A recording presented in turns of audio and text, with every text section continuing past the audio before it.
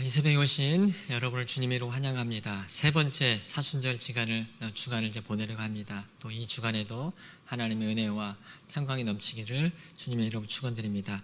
지난주 저희는 죄에 대해서 묵상을 했습니다. 근데 이번 주부터는 공동체 영성 훈련의 시간을 가지려고 합니다. 먼저 저희가 나눠드린 이 묵상 노트에 여러분이 속한 공동체를 한번 적어보시기 바랍니다. 그래서 여러분이 속한 공동체, 가정, 일터, 소그룹, 또 부서, 또 성경 공부 모임, 선교회, 또 여러분이 배우는 악기 배우는 그런 모임들, 또는 저는 테니스 모임. 저희 교회 테니스 모임이 엄청 크더라고요. 인원이 상당히 많이 있더라고요. 매월 마지막 주에 원래 대회가 있습니다. 기도해 주시기 바랍니다. 다치지 않고 잘 성도의 교제가 일어나도록.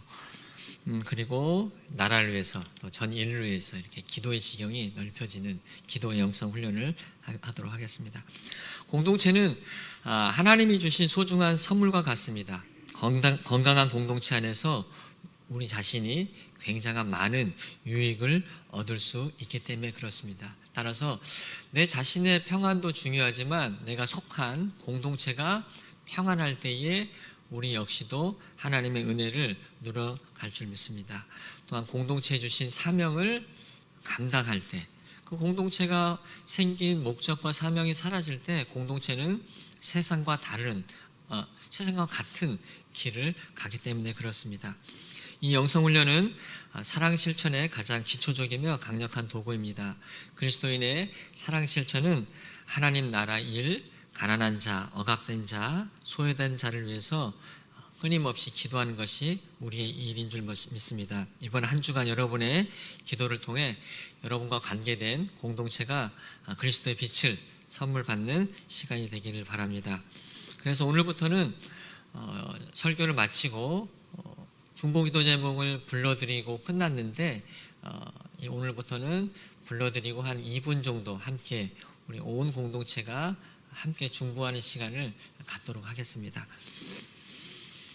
어제 19장이 지나갔고요. 20장입니다. 그래서 저희가 예수님의 그 사순절 부활과 죽음 사건은 마지막 주에 깊이 묵상하시고 요한복음을 쭉 보면서 내가 예수님을 뭐라고 하는지, 내가 예수님을 어떤 분으로 만났는지를 살펴보도록 하겠습니다.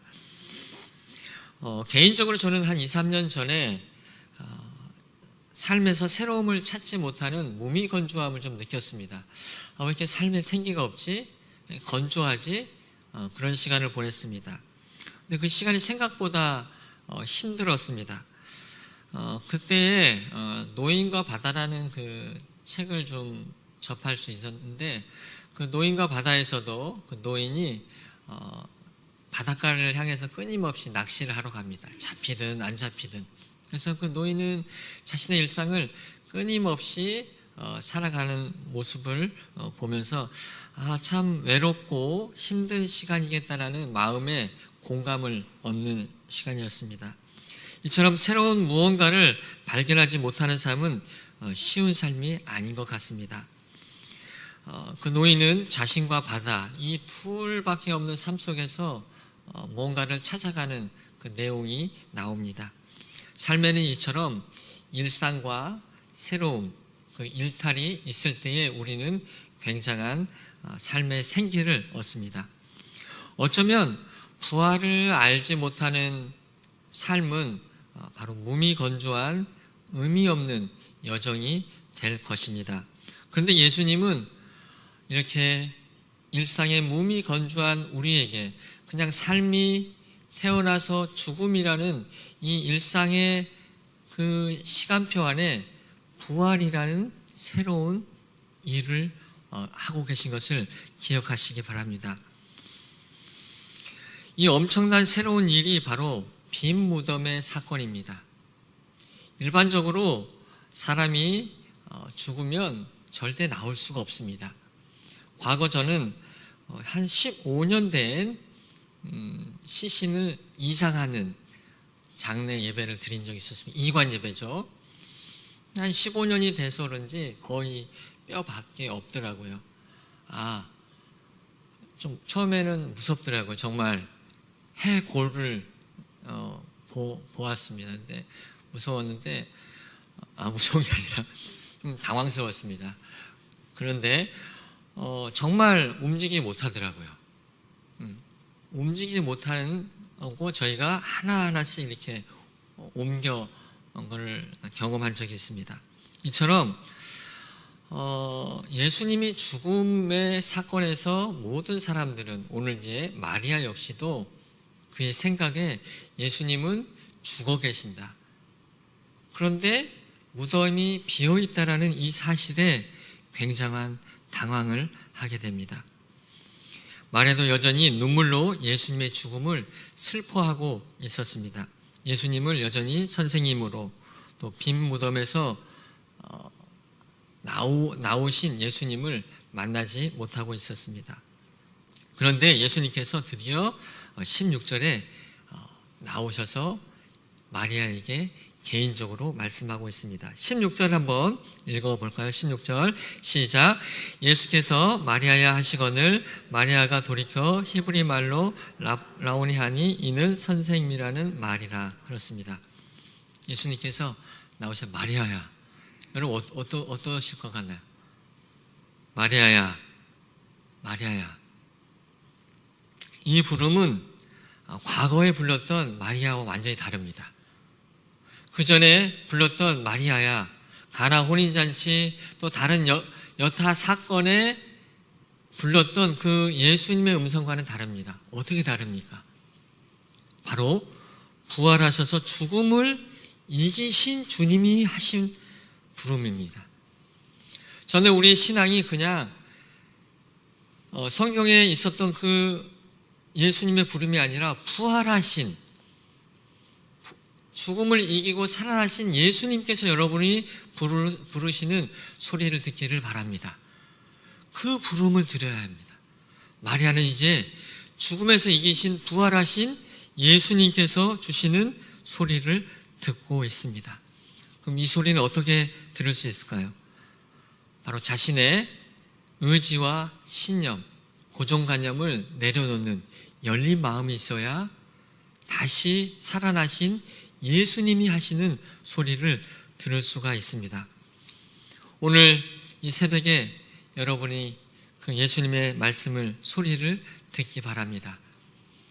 저희 지금 사순절 말씀 임재 프로젝트는 과거에 다른 새로운 방식의 새벽 예배를 드리고 있습니다.